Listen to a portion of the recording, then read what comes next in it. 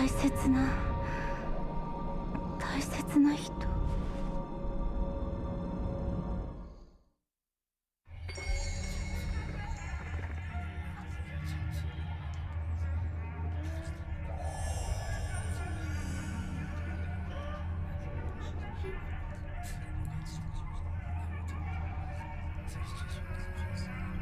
And so we do find ourselves back in control of Misaki, still on the lookout for her missing friend Madoka, which last time around did lead us into something of a trap in this evil toy box known as Ayako's room. Sadly, it did not lead us any closer to finding out where Madoka is, but hopefully some of these items might be able to lead us back on the trail.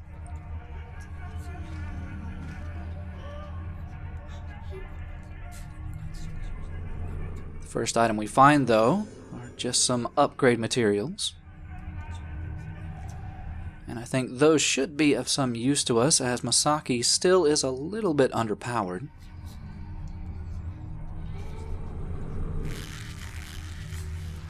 And we are given something of a start trying to reach for the second item, which hopefully means that it is something of importance.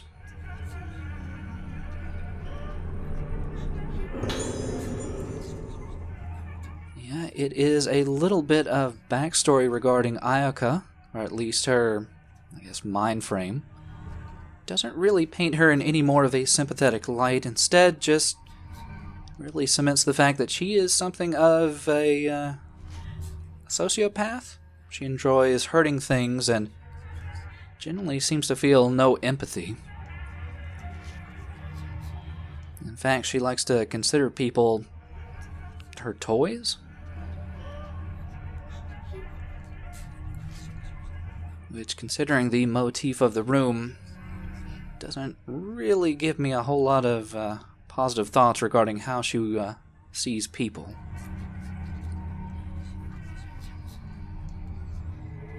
But amongst all the mannequin parts, there is one final item to pick up here. It is a very much needed stone mirror. Because as of right now, that is the only healing item that Misaki has on her personage. Outside of that, there isn't too much else to the room. There's obviously the door we entered via. And there's also this tinier door here on the wall that Ruka did go through back in, I think, Chapter 3. For some reason, right now, it is blocked off to us. So it kind of seems like this room is nothing more than a dead end.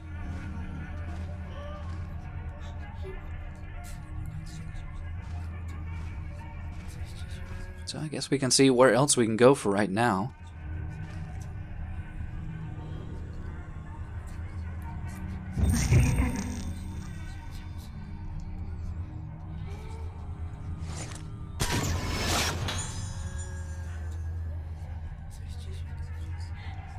We are quickly visited by a familiar Vanishing Ghost,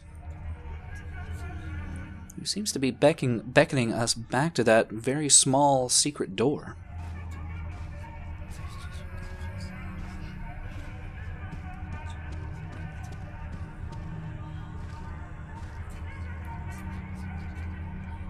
And wouldn't you know it, her presence there did manage to unlock it for us.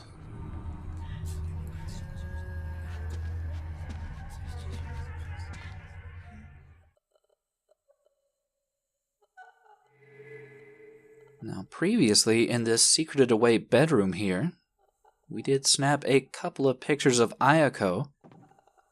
Seems to make us think that this might be a secondary bedroom for her, maybe for, the further progression of the moon disease that might have set in.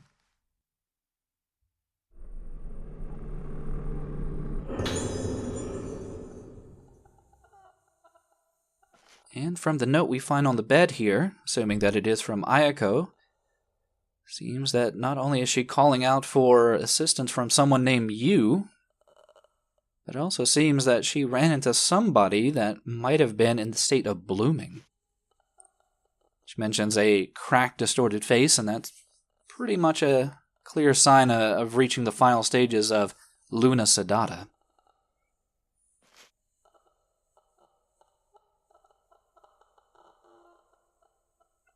In addition to that, there is one item hidden away in the sconce up here.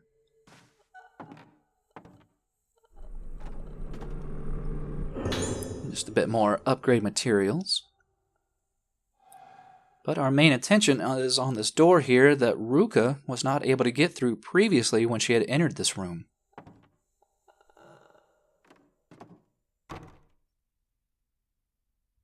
And in fact, it is still barred to us, though. Yeah, we do get a hint about how we can unlock it.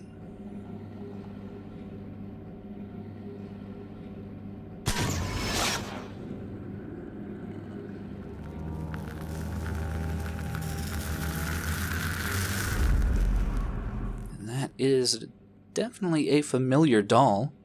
Looks something akin to the Hazuki dolls that kind of had to collect over the course of the game, but this particular doll, a little bit less evil looking. And it's actually located right back in the previous room.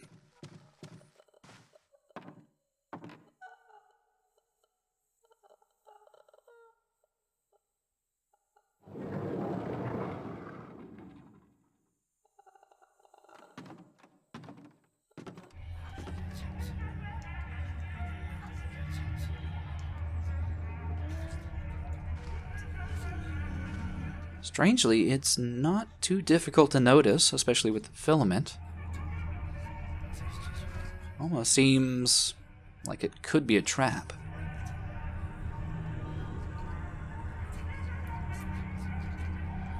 Still, we have to risk it to get whatever that doll is holding.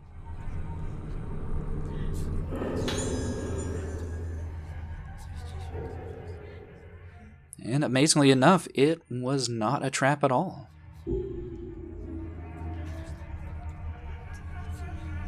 Guess we shouldn't look at Gift Horse in the mouth for getting a few breaks here and there.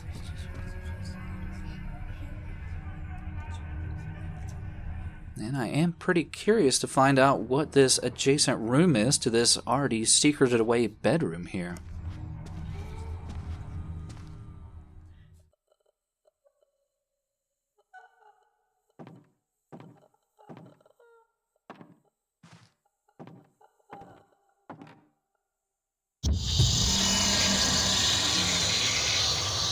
The problem is nothing can be that simple, and we do have another run-in with Ayako here. She isn't that different from the previous fights.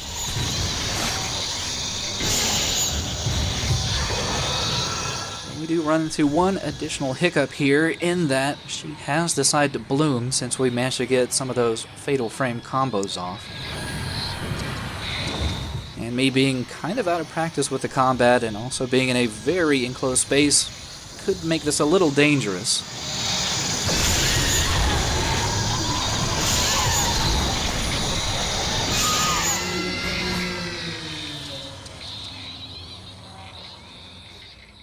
But we do manage to make it out of there relatively unscathed.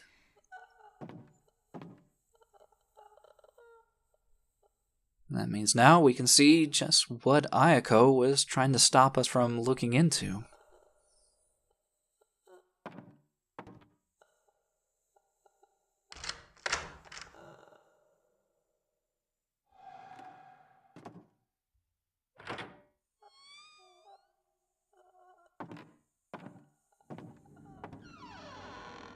Now, on the surface, this might seem like just another bedroom.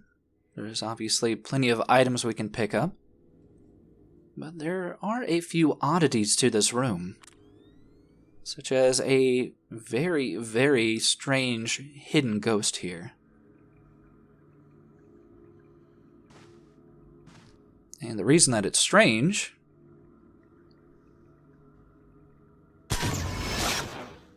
is because it's less of a person and more of the, I guess, remaining vivisection of someone's remains. Not sure if that's supposed to mean that there are maybe a severed head amongst all that bric-a-brac there. But more importantly, my doll sense is tingling, and it's been quite a while since that's happened. And that's because underneath the bed here, there is a hidden away Hazuki doll.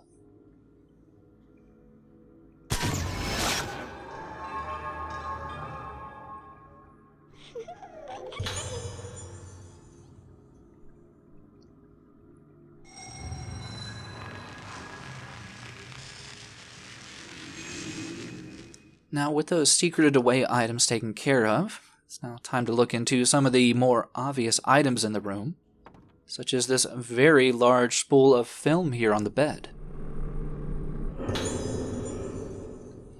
Now, I know exactly where we can take a look at it, but along with that, we do find a picture of people watching the film, and also a short note regarding the film footage itself. Seems that the staff were not very comfortable with what was on the film, and the only reason they kept it around was because Ayako seemed to find it amusing for some strange reason. And I happen to have a very good idea where we can take a look at that film, though we do want to make sure and pick up these other items first. Next thing we find, though, is another part of that black notebook. This time, it seems that the person writing in this was directly talking to Ayako and trying to get a little bit of background information regarding our main cadre of girls, Ruka, Masaki, and I think maybe Madoka? Seems that each one of the girls has some level of psychic ability, though it seems to differ between each girl. Ruka seems to be more musically inclined and has some psychic connection there, and Masaki, well, she seems to have the ability to read people, and that makes Ayako pretty uncomfortable.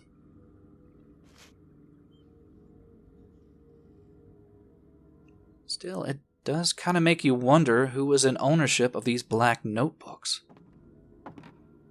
Could have been someone working at the Institute here. If anything, at least by this jacket here, if it was the jacket of the person owning this room, I assume it was a guy. But yeah, we do find another power-up lens. Another one I don't really find that useful. All it does is slow down enemies, which, I mean, there might be a few instances where that's kind of useful, but not really something worth investing crystals into. Still, after ransacking that room, we now find ourselves back on the main landing of the second floor. Yeah, a couple of you might have noticed this door-shaped area right here, and indeed it is, I think, a one-way doorway into that secret area. But for now, as we don't really have any other ideas of what to do, I guess we should head back down to the cafeteria, where the film projector is waiting for us.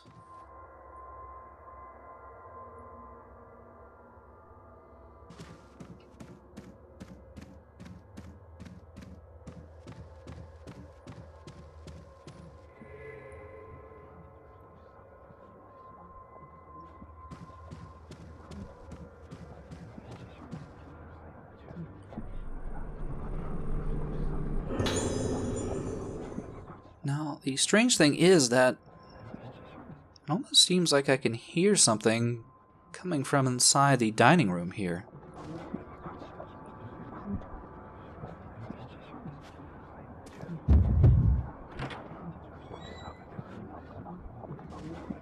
And indeed, though it is a bit hard to make out, it does look like there is an audience waiting for a film to play.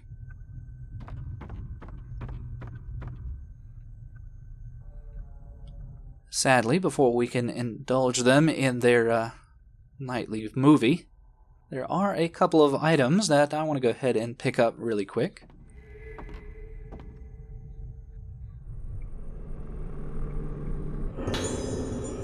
First is some upgrade material. And the other one is on the back row of dining tables back here.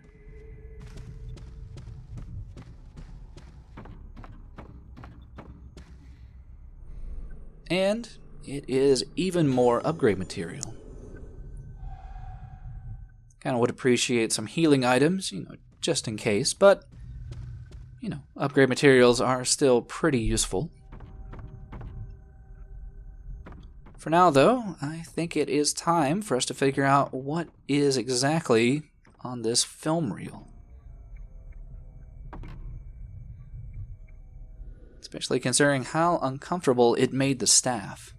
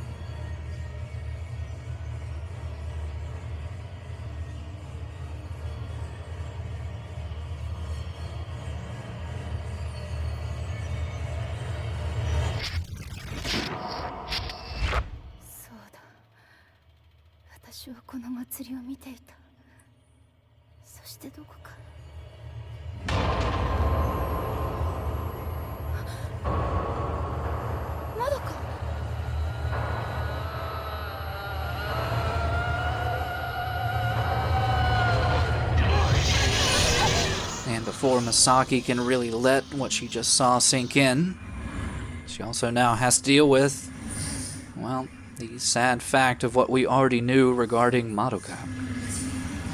Yeah, at this point in the story, I think only Ruka knew of the outcome that happened to Madoka here.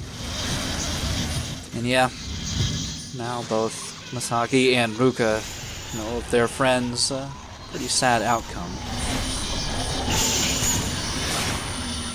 Now, her attack pattern here is pretty much exactly what it was when we fought her previously.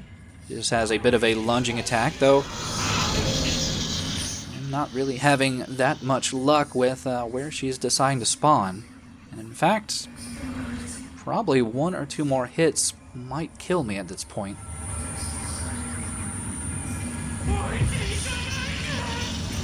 Thankfully, the dining room does afford us a pretty large arena to fight in, allowing us plenty of time to charge up our fatal frame.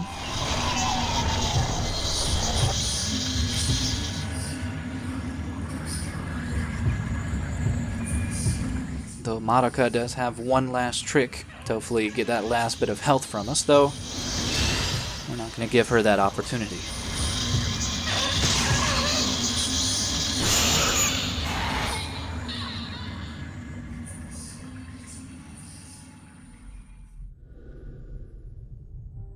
And after her defeat, we do find yet another memo from Madoka here. This one seems to go more into the relationship that Madoka had with Ayako and the torment and bullying that I guess she felt from Ayako. She mentioned specifically being a toy and just something to be replaced. It also mentions that she always really felt at home, I think, in Masaki's home, or at least going to Masaki's room. And that, I guess, if we are ever looking for something or lost, that maybe we should head back to Masaki's room.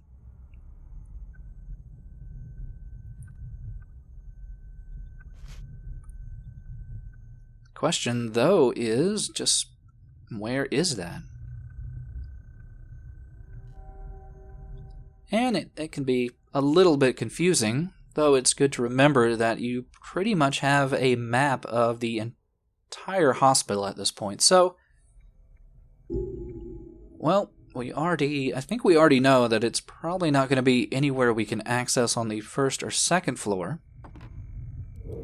So maybe we can look at the next floor up from there.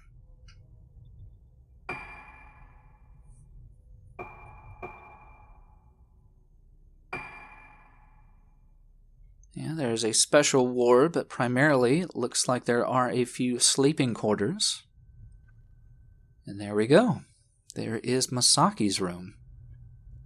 Problem is, though, that, well, up to this point in the game, the stairway leading up to the 3rd floor has always been blocked off to us. So, I don't know. Maybe we can find some other means of getting up there, though before we do that, we do want to make sure and visit this nearby hallway first.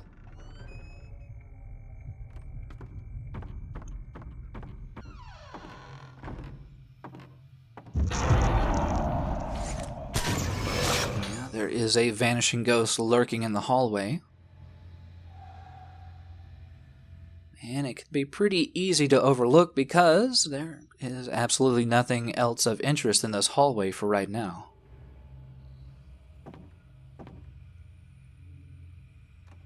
And in fact, even the door on the opposing end of the hallway is supposedly closed by some mysterious force, so it seems like they very much want you to head back into the main lobby area.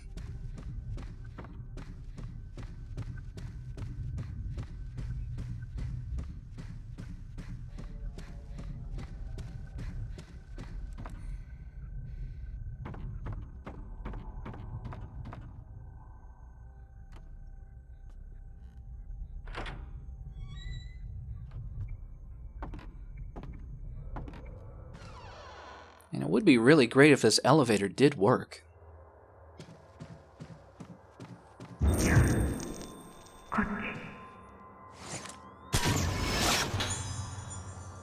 In fact, we do get some additional assistance from that mysterious ghost that's been following Masaki around.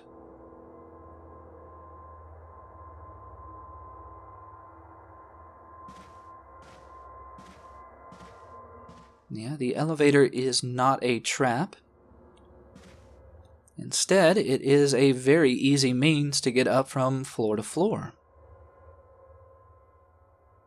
And while our main goal is the 3rd floor, we do want to stop off really quick to the 2nd floor because there are a few optional things we can do.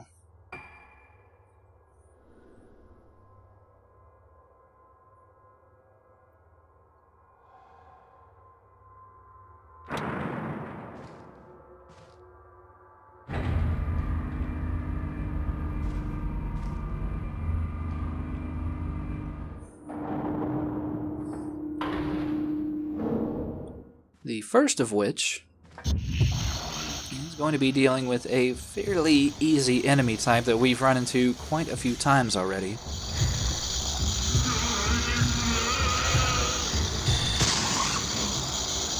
We fought this patient so many times that its leaning back attack is no longer a surprise, and yeah, its health is pretty paltry considering what else we've had to fight.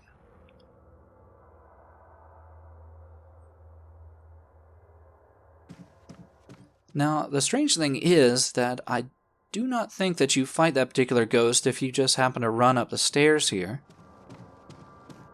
And, realistically, if you're just going from the 1st to the 2nd floor, there is not much of a reason to use the elevator.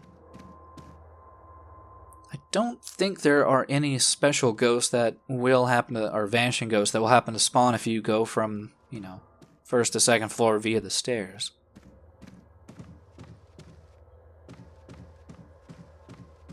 But the thing that we wanted to do is to capture a few optional ghosts. The first of which involves this balcony area that I don't think we've actually looked at just yet.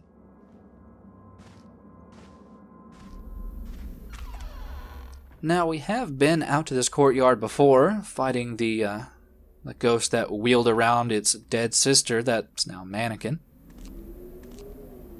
But in this particular chapter, there is a hidden ghost waiting for us down in the courtyard. Just making sure to get the correct angle.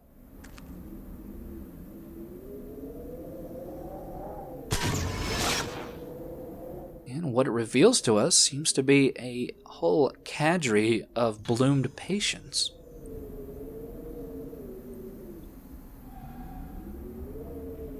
all basking in the crazy, crazy full moon.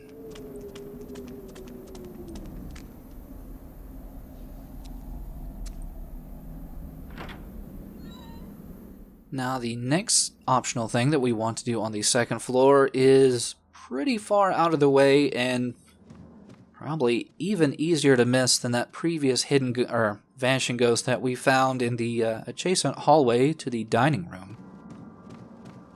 And it's especially so because, yet again, the doorway leading, from the front lobby from the dining room hallway was locked off to us. So, yeah, you pretty much are only left to be able to access it via the second floor.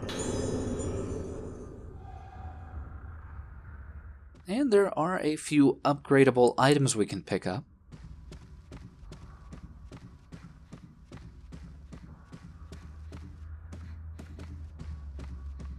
Though strangely, from the beginning, it seems like there really isn't much this way to find at all.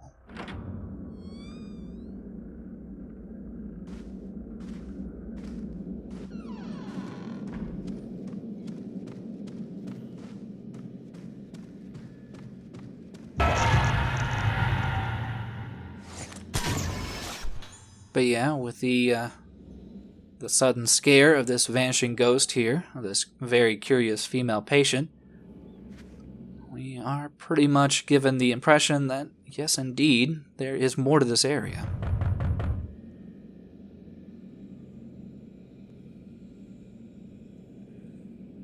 And I think that knocking might have been coming from this right-hand side door here.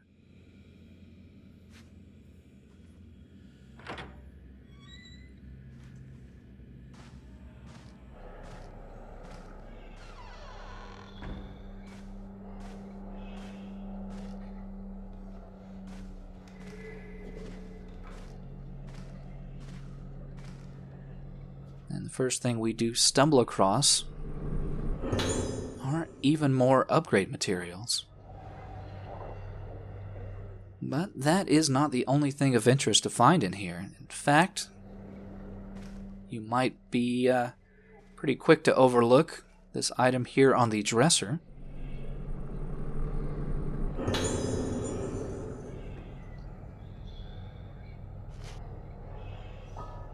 And it's a pretty confusing diary entry. It starts off with some, inability for the writer to understand, who they're seeing in the mirror. But the further on it goes, it even starts to censor itself regarding just who exactly or what exactly it's referring to. Some magical force that will, inevitably make everything better. We also find a picture of our main three girls.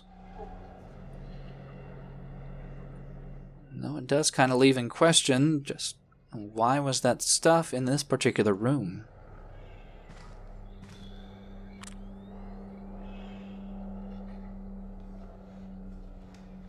Yes, it will be mysteries that we can hopefully solve later. For now, though, there is just one final little optional thing we want to get to in this area of the hospital.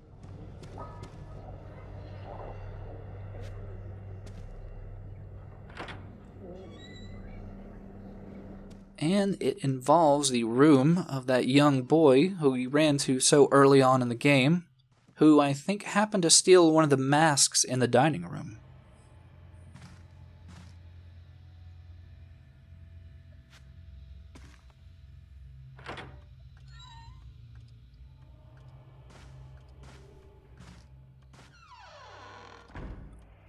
Now, thankfully, he is no longer wanting to fight us. Instead, if we look hard enough in his room, we will happen across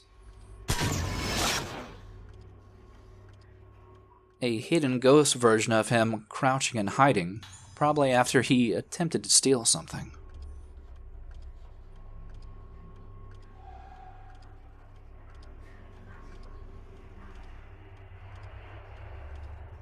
Otherwise, though, I don't think there is anything else of interest, at least in this living quarters section on the second floor.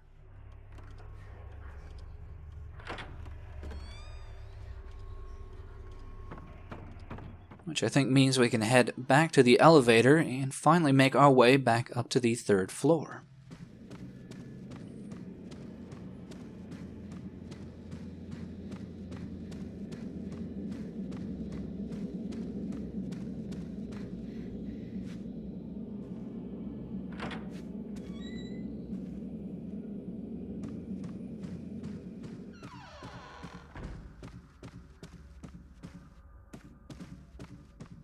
Now, I almost thought I did manage to get everything, but it suddenly struck me, wait a minute, I think there was something I forgot.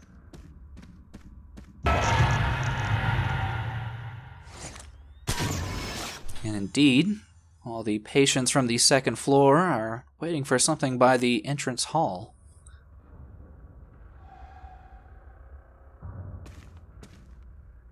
As to what that could be, well, probably their inevitable demise. Still, with all that taken care of, we should be safe to go on and head up to the third floor. Though I guess in this lull, it might be good to discuss a little bit more about that film that we watched, since we do have a little bit of breathing room here. I think we had seen the footage previously of the dancer and the mask shattering and blooming, but I think that was the first clear indication that Masaki might have been there and had been saved from, I guess, whatever fate the rest of the island had run into.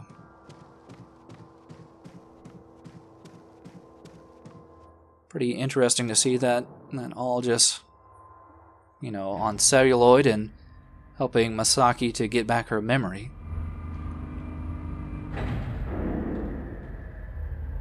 And one can only assume at this point that, there's got to be even more up in her old bedroom that might be able to jog her memory even more.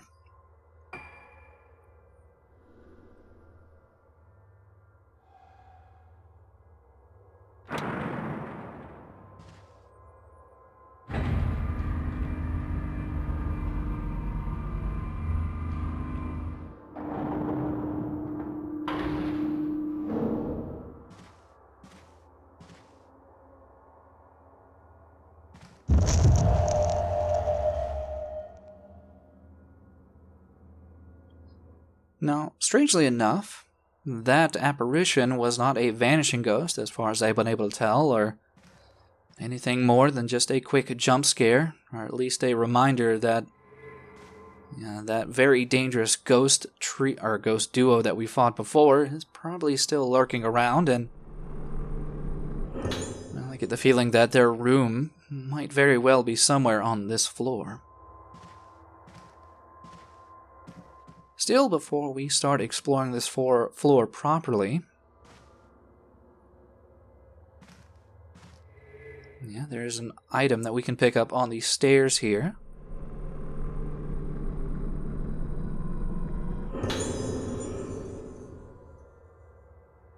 And even more importantly than that, my doll sense is indeed tingling again.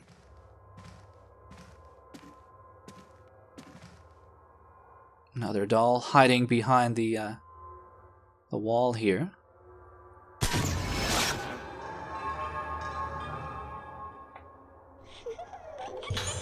I guess it might have needed a little bit of privacy behind this divider.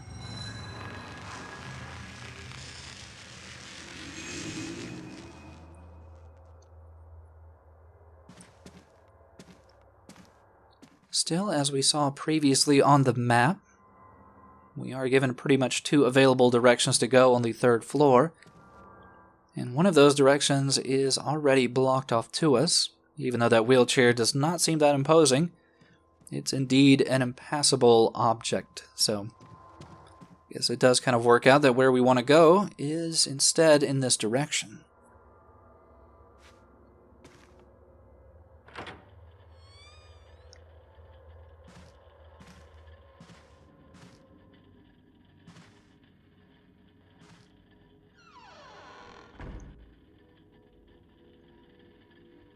It's a very similar waiting room to what we saw back on the second floor.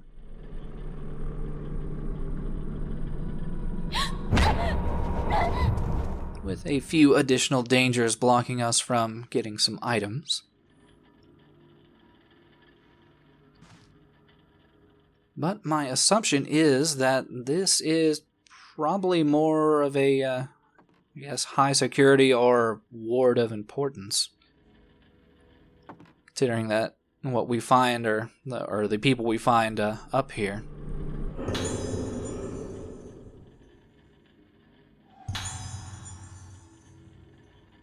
Also, while it does seem like we are picking up a duplicate tape recorder, the other tape recorder we found was only for Ruka, so this is for Masaki to listen to any of the tapes that we have previously picked up.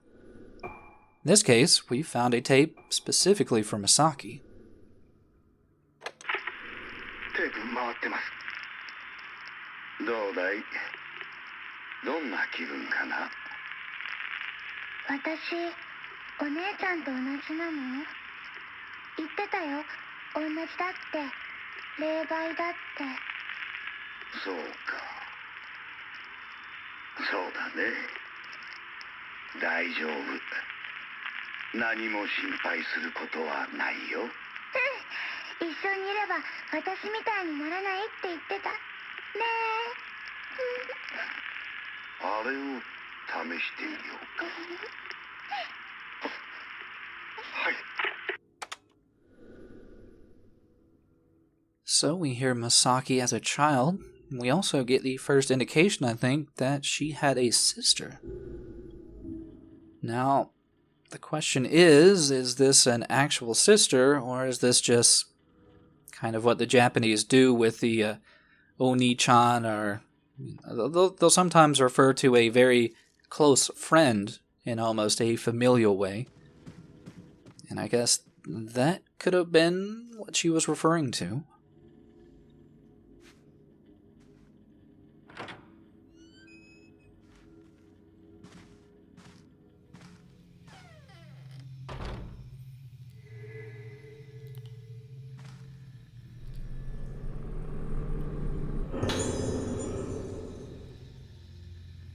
Yeah, the third floor here, at least the living quarters, seems to be slightly less dilapidated. Though it does have one slight infestation problem. Yeah, it's pretty much filled to the brim with Hazuki dolls.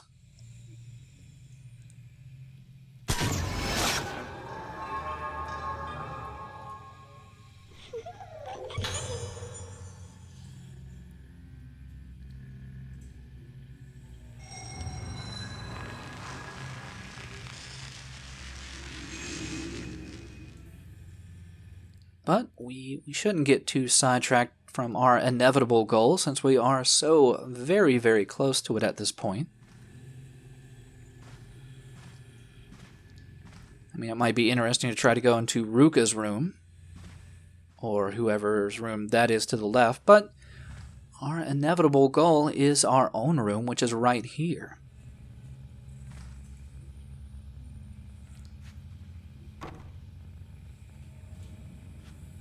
Yeah, the problem is that it is currently barred to us, though we are not left high and dry. Instead, we are given a new hint.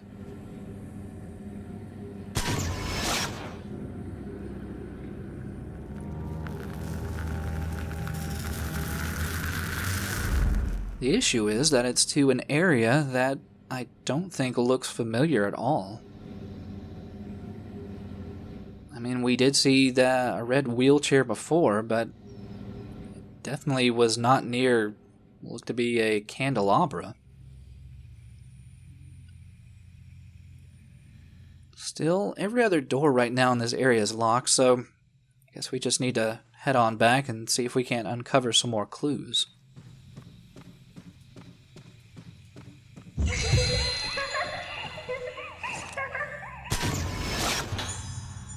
And in fact, a trio of clues presents itself almost immediately.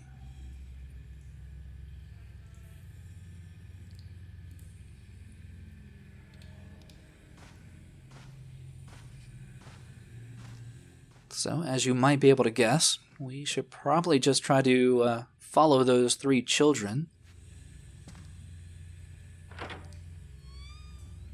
Because so far, that has not led us into any dangerous situations whatsoever.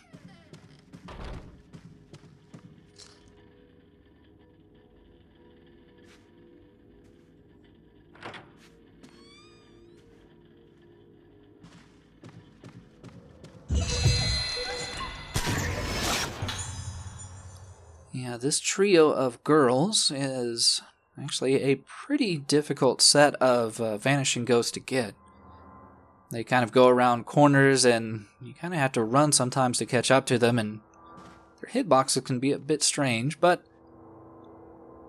well, I do want to commend them for moving this wheelchair out of the way so we can explore the opposing side of the 3rd floor here.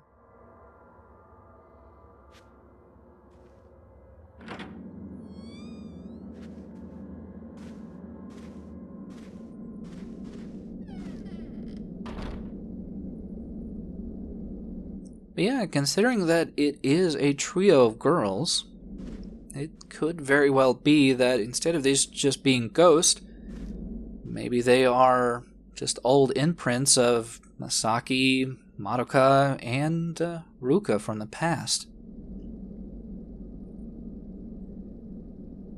So yeah, kind of felt like I was being watched here, and my dull sense was tingling.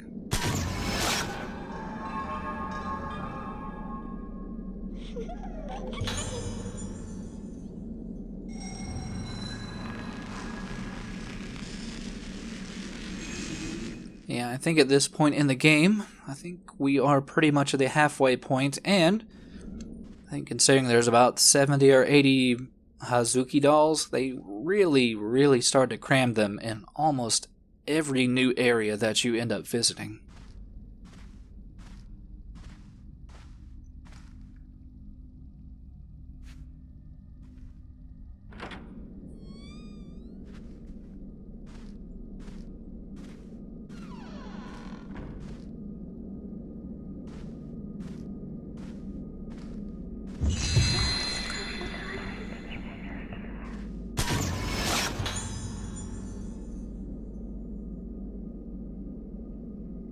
But the trio has finally led us to the final Vanishing Ghost, and also our inevitable destination, though, before we get to that,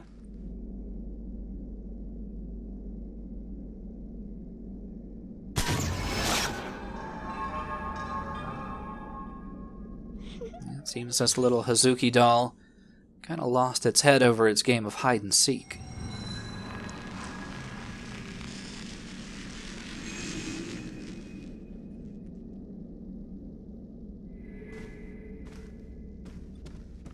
Now, if you're wondering exactly where we were led on this little goose chase, well, it might be a little bit dangerous considering that we finally got our first bit of Type 61 film for Masaki here. And that does make me a little bit wary, which is why, considering we do have plenty of upgrade materials, it might be pretty worthwhile to start leveling up some of the stats on her camera. Now, I could get another point into power, which would be pretty useful, but speed is also exceptionally useful, and definitely not going to upgrade any of the power lenses. And I think I'll probably put a point or two into capacity.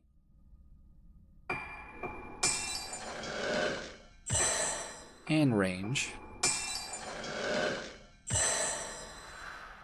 I mean, at least in the future, we'll probably get more useful power lenses, so capacity will definitely be useful in the future, but I think we should be good and girded for, whatever is waiting for us in this room.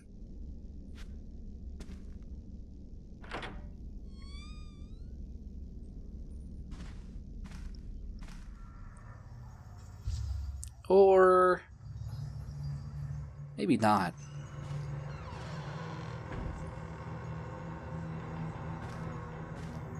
Yeah, I didn't really expect there to be a mortuary on the 3rd floor of a hospital. Especially one with a random mannequin.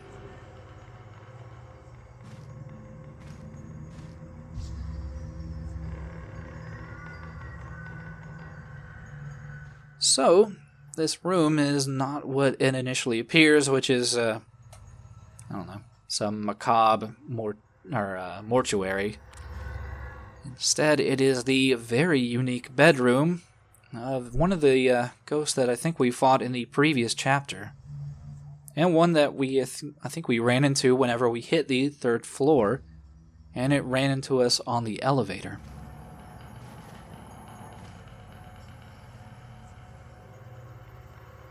And we can see a couple of portraits of her on the wall here. Though the main reason I'm staying in the camera view is because... yeah, I see you.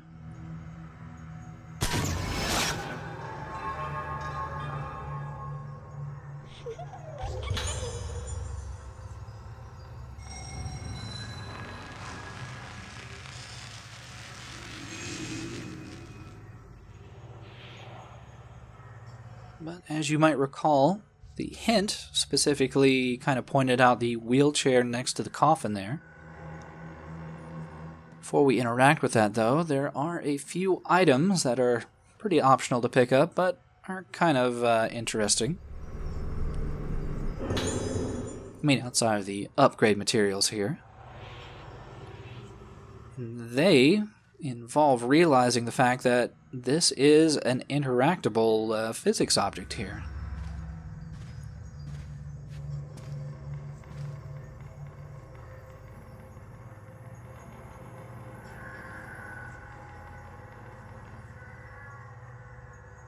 Yeah, we find quite a collection of dilapidated coffins.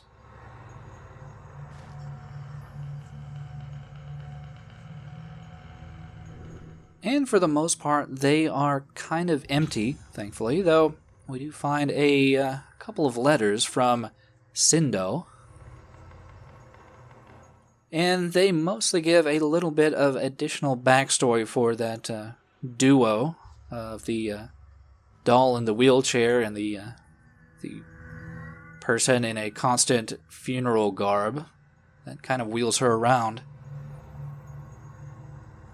It seems that, well, if the motif of the room couldn't give you some impression, she is very much into death and funerals, and she seems to think that she was born dead, so I guess she wanted to inevitably bestow that gift on her sister as well.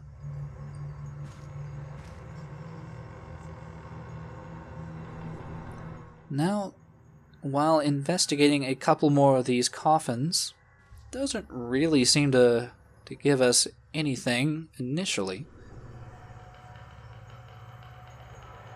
You do have to investigate them to get the next note.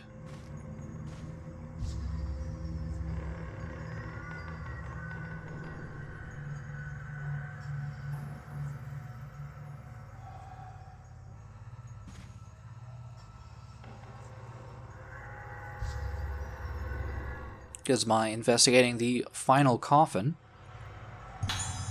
we do get part 2 of Sendo's letters.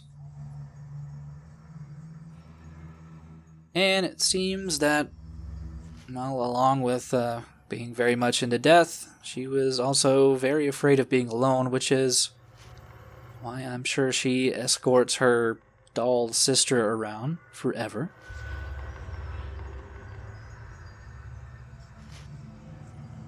But she does seem to have noticed the children that peeked into her room. And I guess she was begging that her sister did not kill them, or inevitably her split personality, I suppose, didn't kill them. And I guess that did hold true. She definitely did not kill them at that time.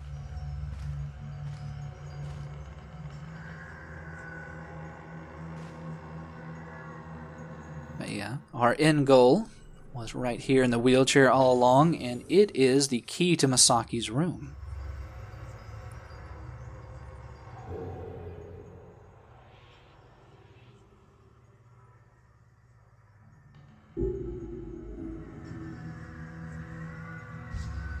And I think we've lingered in here probably longer than any normal person should, so we should probably go.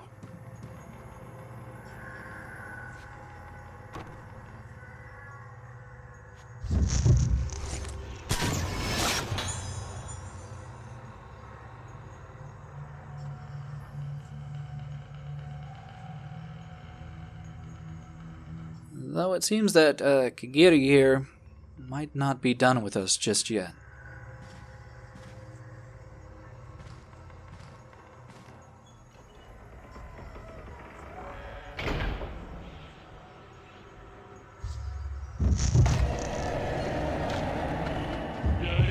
The strange thing is, though, that we are not fighting Kagiri at all right now.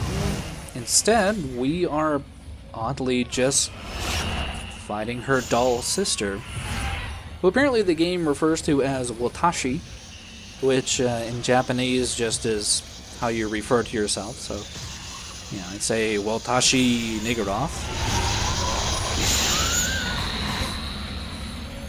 But, amazingly, when Watashi is just by herself and not with her sister, she is a lot easier to deal with and goes down pretty quickly. I mean, she still has the same stuttering movement as when we fought her previously as Ruka, but yeah, one-on-one, definitely not that difficult.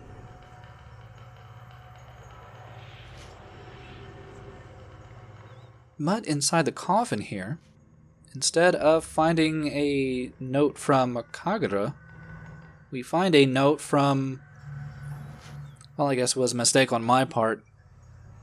Karu is the sister that's still alive, and I guess Kagiri was the one that was pushed over the cliff and left to die by her sister. So maybe that darkness and that feeling of death just kind of got transplanted over into from sister to sister. It's really hard to tell where the supernatural starts and something completely psychosomatic begins, but, well, we are a teenage girl and not a psychiatrist, so for right now, well, it's back to Masaki's room.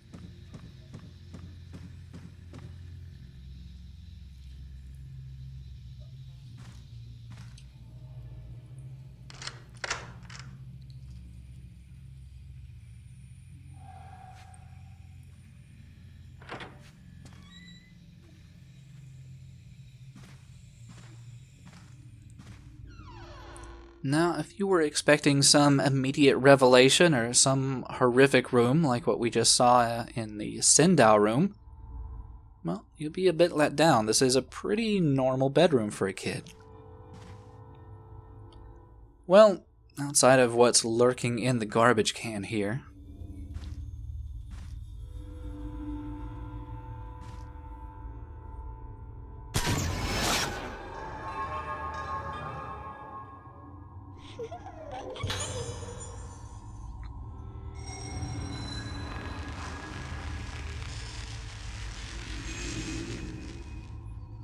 but yeah, outside of a stray Hazuki doll, seems like a completely normal little girl's bedroom. Well, minus the crib. It's a tad bit strange for I think an 8-year-old or 7-year-old girl.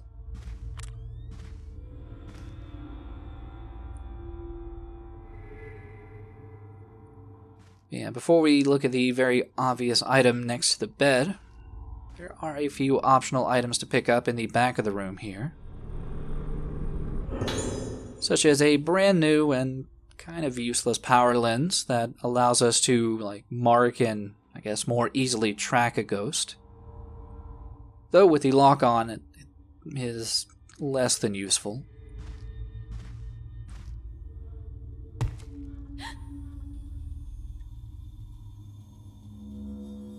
Also, it's a phantom doll head. even sure where that was supposed to have come from.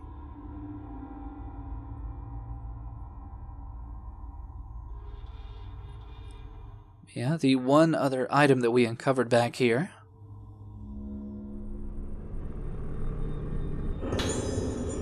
is a document that I believe is from old Dr. Aso. It goes into a number of his inventions, such as the Spirit Stone flashlight that the detective uses in his parts of the game, and also the Spirit Stone radio, which you can see right to the right of Masaki's hand here, which we already know is used to pick up special frequencies from crystals from, I guess, the thoughts of dead people. Sadly, apparently a lot of this stuff usually is kind of negative energy from the dead, and that's where the camera obscura kind of comes into play, at least for registering and hopefully combating these negative feelings. Sadly, though, this particular crystal radio is still broken. And yeah, there's just a bunch of technology in the back of the room here, but it's not really of any use to us. Instead, the main focus that we wanted to investigate here is on the dresser here, and it's this little wooden box.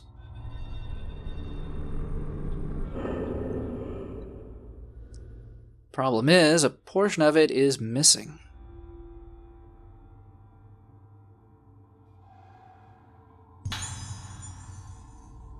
Though, in addition to that, we do get a medical chart on Masaki as a child. Doctor's just discussing her, recognition impairment. She can't even recognize herself in a mirror. And she seems to be slowly getting Luna Sedata worse and worse. Also, she seems to have some larger connection with a patient up on the 4th floor. Now, who exactly this patient is, I don't know. They could be that mysterious young ghost that's been leading us around in that black dress. All we get is a name that is Mia.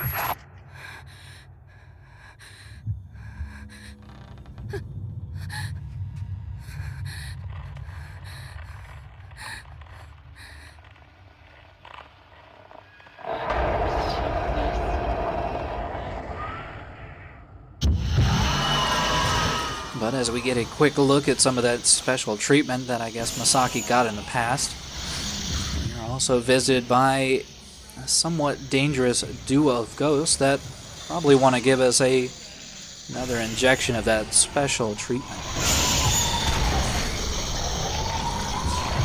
Now, the nurse is not that much of a problem. We've dealt with nurses before. The main problem is the very close quarters, the fact that I'm very low on health, and that male doctor that I think we have fought before, just not in tandem with another ghost. Now, the main danger that it poses is that instead of trying to grab you like most other ghosts do, instead he will just swipe at you, so dodging is a little bit more difficult.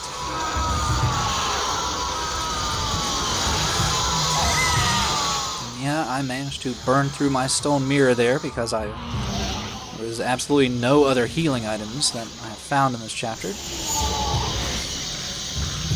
So, I was a bit thankful that I did have that stone mirror.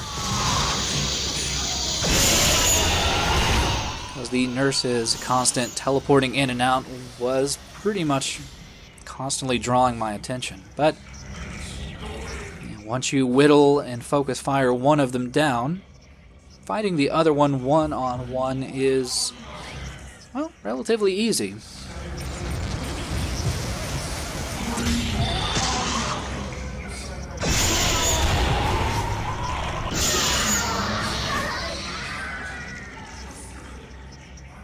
Just the one other thing you really have to worry about is, I think the doctor with the flashlight can temporarily cause you to not have your normal directional ghost compass, but it's easy enough to knock him out of that with a fatal frame before he does it. But after successfully winning that fight, we are presented with that missing koi panel from that nearby puzzle box.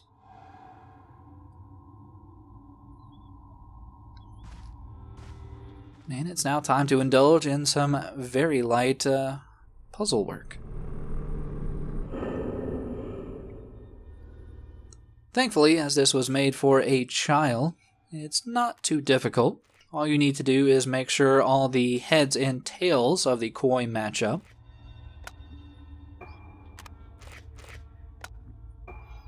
And there is pretty much only one correct way that you can do this, so I don't know. I usually find matching up the darker colored fish and working from there is, I don't know, usually the safest way to go.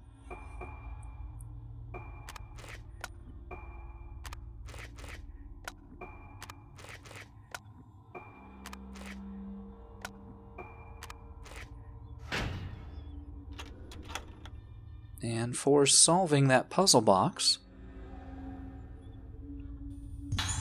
we get a brand new key, as well as a mysterious picture of ourselves.